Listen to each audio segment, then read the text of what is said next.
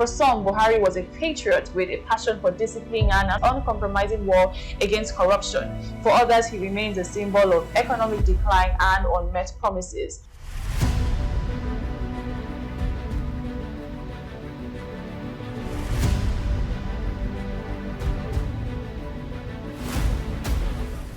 The news of the death of the former Nigerian President Muhammadu Buhari broke on Sunday, 13th of July, and like much of his presidency, the reactions have been anything but uniform.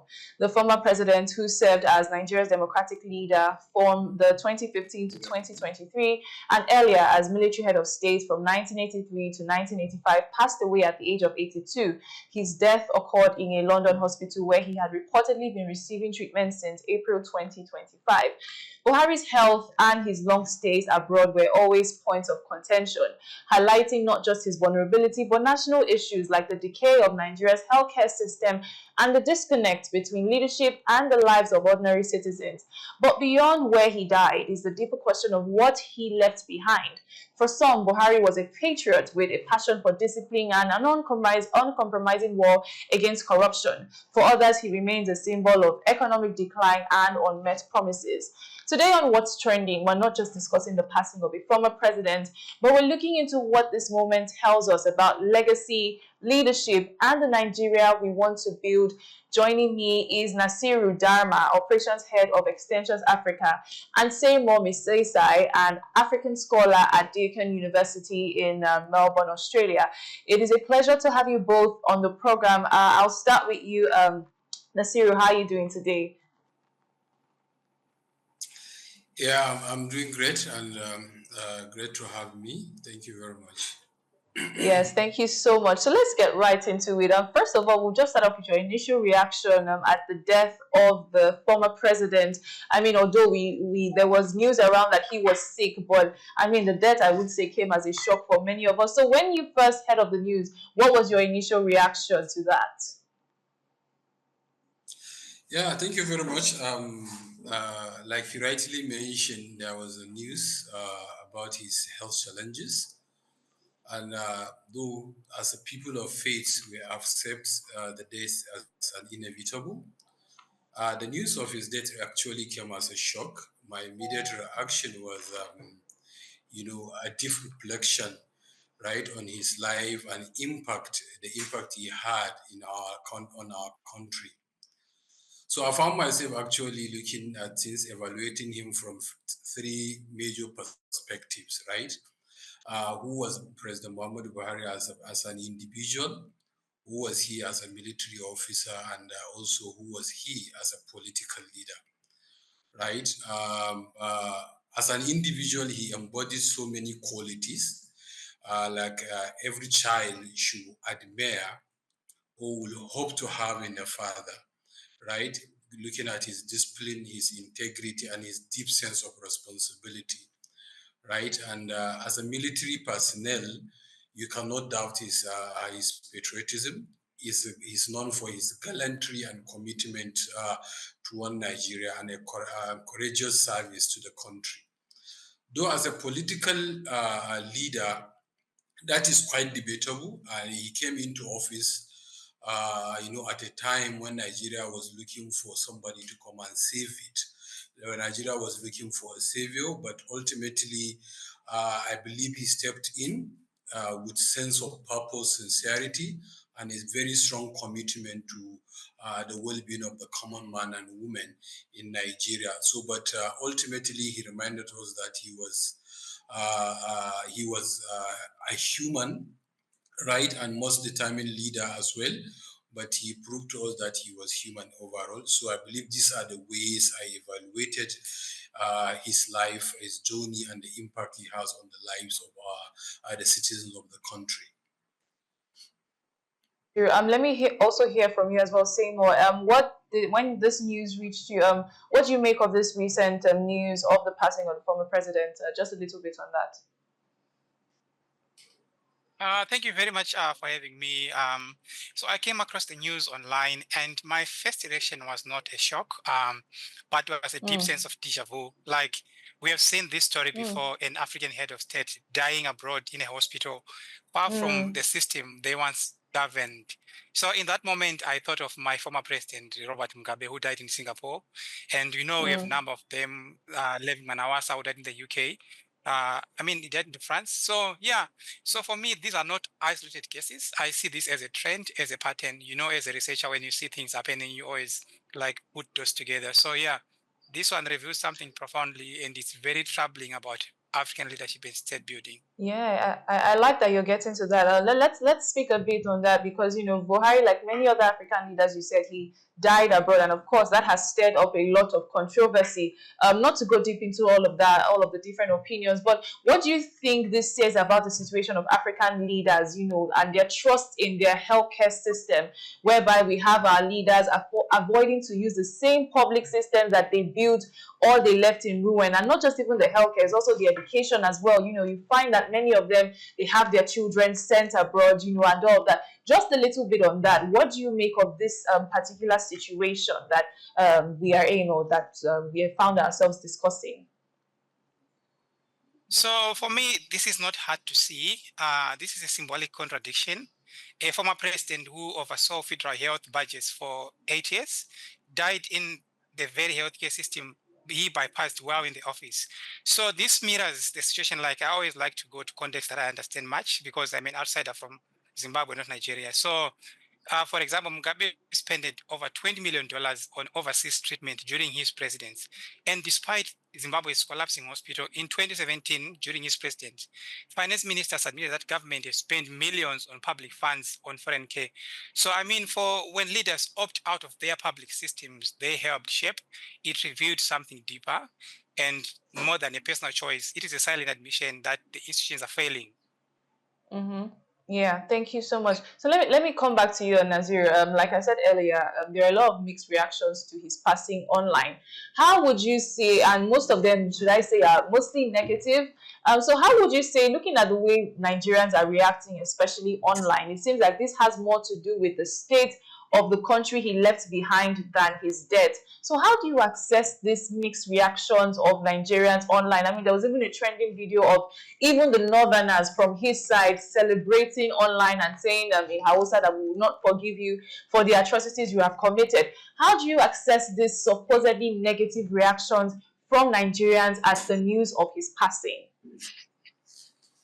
Yeah, thank you very much. I believe I think it says more about the people than the president, the deceased president, because and also it speaks volume about the political culture in Nigeria, especially about when you do not share a political party or you do not share a region or religion. Yes, yeah, there are some isolated incidences in the northern part of Nigeria where some people are celebrating the death of the president, the former president. But this is, I believe, the same set of individuals that have been orchestrated similar jubilation during the death of then President Musa Yar'Adua. So it reflected more on who we are as a people and how divided we are as a country. It reflected a deeper issue in how we relate to leadership and national identity. So what this really shows is how little many Nigerians understand the governance and how government actually works. Look, as I said in my article, I don't agree with all of Buhari's policies. Right, some I supported, some I understood given the circumstances, while some I completely disagreed with. But for me, this only proves he was human, not a perfect leader, but one who tried in his own way, to respond to a very complex country, the demands of the country. So I believe this is it says more about us as a people than about the country he left behind.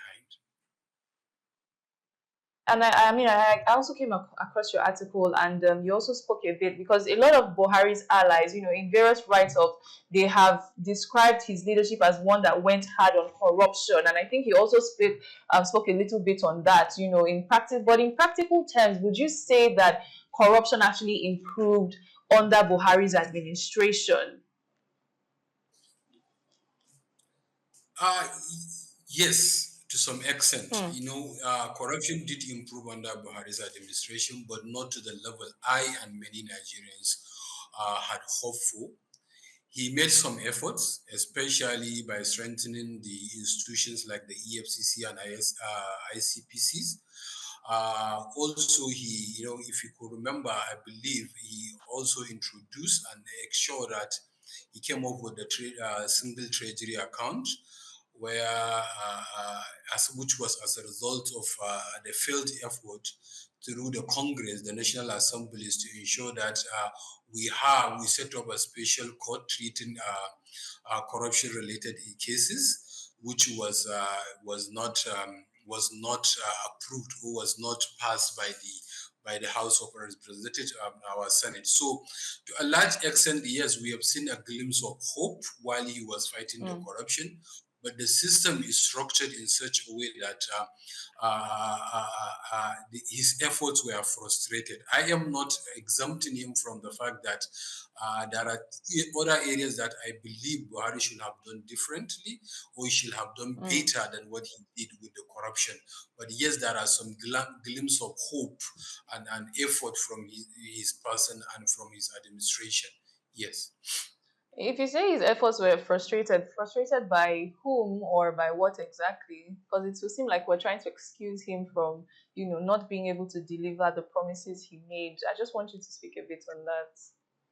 All right, thank you. I think one thing that I want to make clear is that Buhari cannot be exempted from some of the promises he made during the campaign.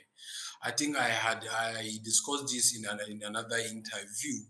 In my opinion, the APC administration before coming to power is an administration that has overpromised Nigerians and underdelivered. Right, because I'm sure you will agree with me if you look at the promises they made during the campaign season, when they made promises that any sane Nigeria with an experience of how government is being run will understand that these promises are not actual. It cannot be actualized, and this in addition to other factors that really frustrated the administration. So the frustration I was talking about is from the National Assembly, right? If you could remember, when Buhari first came to power, he does not have the control of the National Assembly, right? There are some friction, there are some resistance from the National Assembly, and the fact that while in his effort to set up a special court that will be dealing with corruption-related incident cases has been aborted by the National Assembly, simply because some of those members in the National Assembly and some of the guys, even in his own cabinet, were guilty of some of these corruption allegations. So I believe the effort was really put in place to frustrate the initiative from the then president, which was we were unable to set up the special court. Yes. All right, thank you so much, Nazir, for that very interesting perspective. Let me just hear from you finally before we wrap up this segment. Let me come to you now, Seymour. What would you say is the biggest lesson that African leaders can learn, especially the upcoming generation? What should they take away from Buhari's life, legacy, and leadership, and of course, these various contradictions surrounding it? Just your final thoughts on that. So for me, it's really worrisome to talk about young African leaders because, as you can see, the pattern of leadership in Africa, they're all trying to get in power for life. We have political careers. So yeah, we have people like Museveni is trying to stay in power again for another term. Paul Biya I think he's from Cameroon, is also seeking for another term. So yeah, of course, to respond to your question, I'll just say for those who aspire or who might get lucky to become leaders, the legacy is not just a title or a funeral speech, but this is about an institutional trust whereby you have to trust that when you govern, you are not just making policies, you are shaping whether people should believe in a state or not. And if not, your own children cannot study in the universities in a country that you are governing, then that speaks a lot about that. So I think the next generation of African leadership should trying to restore the institutional trust in people, and so that all infrastructure and the dignity of the state. I think this is how legacies are cemented. Thank you very much. Thank you so much, and thank you so much also to Naziro and also to Seymour for taking us through that segment. And now on to another trending story away from politics. A viral video has sparked outrage and uncomfortable reflection. We've had Habib Hamzat, popularly known on TikTok as Peller, recently posted a job offer announcing that he was looking to hire a cameraman with the minimum requirements being a master's degree for a pay of 500,000 naira. This triggered many reactions online, with people analyzing how, in today's digital hustle culture, many who rose without formal education feel the need to validate their journey by ridiculing those who chose the academic path. Now, while others have come out to say a certificate on its own is no longer guaranteeing an opportunity, in this segment, we want to go beyond the threads to unpack what this moment says about the value of education and the state of our economy. I have with me joining me Asunde Ogundele Aminat, growth marketer and social media expert. Thank you so much for joining the program, Amina. How are you doing today? Thank you very much, Tony. I'm good. How are you doing too? I'm very well, thank you. It's a pleasure to have you on the program. And I know that you've seen Pella's post calling only master's degree holders to apply, for the 500,000 naira and simply just to hold his camera. What was your initial reaction when you came across that particular post, and of course the various reactions that we've had online? Just a little bit on that. Okay, thank you. Honestly, when I actually saw the tweet first on Twitter, I was surprised. I wasn't actually hungry, but it actually made me think more about the realities of the job system in Nigeria, and Mm-hmm. it made me understand that it is very, very hard to find jobs in Nigeria, even with your Mm. degree, be it a master or PhD. And it also reminded me of how I was when I finished my degree. I, I was earning 50,000 then, and how I was able to save 20,000 then in 2017 for my master's, and thinking the master's is going to actually give me a better pay, but I was Mm. actually on board with Nigeria. So I wasn't angry about that, but I was actually like, it was something I was expecting. It was the reality that came Mm. out. So, many have said that this stunt of his was not really about creating a job, but it's more of him trying to prove a point.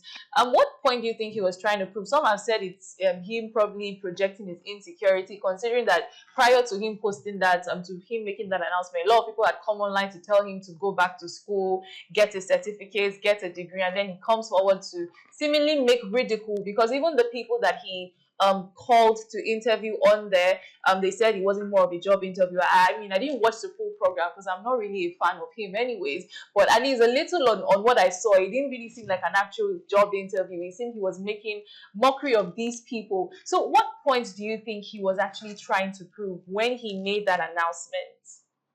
I said I Okay. think Pella was trying to make a sarcasm there because he Mm-hmm. doesn't have a degree. Actually, at first, I thought probably maybe he wants an educated elite by his side, and it might actually move more than the cameraman position. But from different tweets and messages coming, I saw that Pella was trying to make a sarcasm there, that because he doesn't have a degree, and he was trying to make the hypocritical statement of the Nigeria job system, that I don't have a Mm. degree and see me hiring a cameraman Yeah. for this position with amount Mm-hmm. where most companies and organizations won't be able to pay. So I think he was just trying to make an hypocritical sarcasm there. Yeah, of course. Yeah, I mean, I totally agree with that, really. But I mean, I don't want to put out my own opinions on that. But you spoke a bit about this brings us to the reality of the job market system that we have in Nigeria. So, what do you think? I mean, of course, and it's also a mirror to the African leaders as well. What are they doing with their graduates? So many people spend 4 years, 6 years, 5 years, even some in federal schools, maybe some even 8 years doing trying to get an education, trying to get certificates, and then at the end of the day they come out and there's no opportunity for them, and they even end up being hired by people that are not up to their own level of capacity. What do you think needs to be done by our African leaders as well to ensure that we don't come out and have the young people say, no, education is a scam? What needs to be done differently in the job market for the young people of Nigeria? Yeah, I think many people are still struggling. Many educated people, let's just say, many degree holders, many graduates, and the job market isn't working well. So, and the reality is, it's not about the degree or certificates anymore. Hmm. It's about talent now. Like we need to think differently. We need to think outside the box. So one thing I think we can do is when we focus more on skills, when we even before our student graduate, when we put in more digital skills, more practical learning, um, digital opportunities, entrepreneurship, like when we show them the real practical learning, what are going to happen outside when they come into the outside world. So even when they don't get a job, they can still stand on their feet. Probably Hmm. made to after some years I chased for all this polished job, being a child psychologist and stuff. But when I see it's not forthcoming, I had to go online and learn a skill. About certificate anymore. It's more about talent things. Those are the talents. Those are the skills we need to start learning now. Those digital skills, and so we can actually stand on our feet better as graduate and degree holders.